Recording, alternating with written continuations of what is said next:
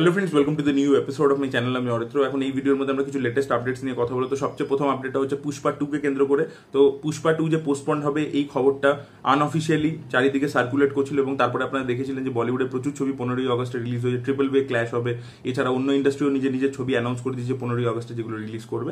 তো ফাইনালি কালকে পুষ্পার মেকার্সরা অফিসিয়ালি জানিয়ে দিয়েছে যে তাদের ছবিটা 100 দিনেরও বেশি পোস্টপন্ড হয়ে গেল। 6 ডিসেম্বর ছবিটা রিলিজ করতে চলেছে, এবং এটা একটা পোস্টারও তারা রিলিজ করেছে। পোস্টারটা কিন্তু বেশ ভালো দেখতে হয়েছে। আমরা দেখতে পাচ্ছি আল্লু অর্জুন দাঁড়িয়ে রয়েছে, পিছনে সানডাউন হচ্ছে এবং সে একটা জ্যাকেট পরে আছে, এবং কিন্তু তার হাতে একটা কাটানা রয়েছে।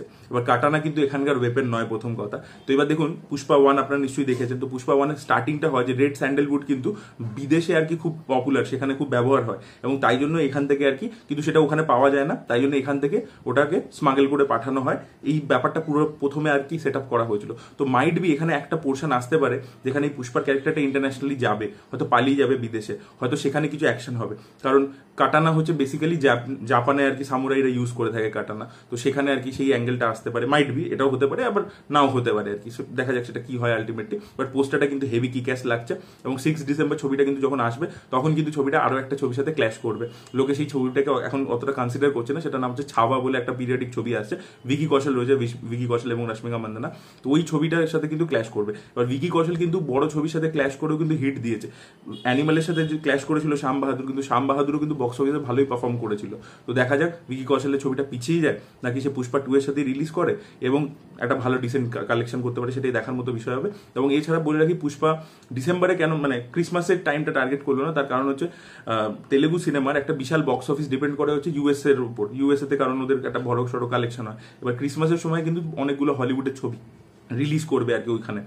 তো মুফাসা বলে ছবিটাও রিলিজ করবে। তো এরকম অনেকগুলো ছবি যেহেতু রিলিজ করবে, তাই জন্য ওদের ওখানে ওই আইম্যাক্স স্ক্রিন ইত্যাদি বুকিং এর প্রবলেম হবে। তো তাই জন্য ওরা 6 ডিসেম্বর আসছে।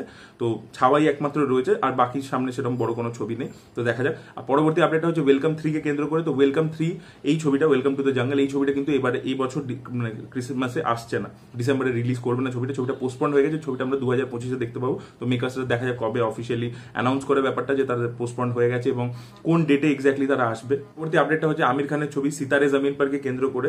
তো এই ছবিটা আর.এস. প্রসন্না ডিরেক্ট করছেন। এই ছবি শুটিং এর কাজ কিন্তু কমপ্লিট হয়ে গেছে, এবং এই ছবিটা কিন্তু এবছরই ক্রিসমাসে রিলিজ করবে। পরবর্তী আপডেটটা হচ্ছে আয়ুষ্মান খুরানা এবং করিনা কাপুরের ছবি দায়রাকে কেন্দ্র করে। তো এই ছবিটা ডিরেক্ট করতে চলেছেন মেঘনা গুলজার, এবং হায়দ্রাবাদে 2019 সালে যে রেপ কেস হয়েছিল সেটা ভিত্তি করে এই ছবিটা হচ্ছে।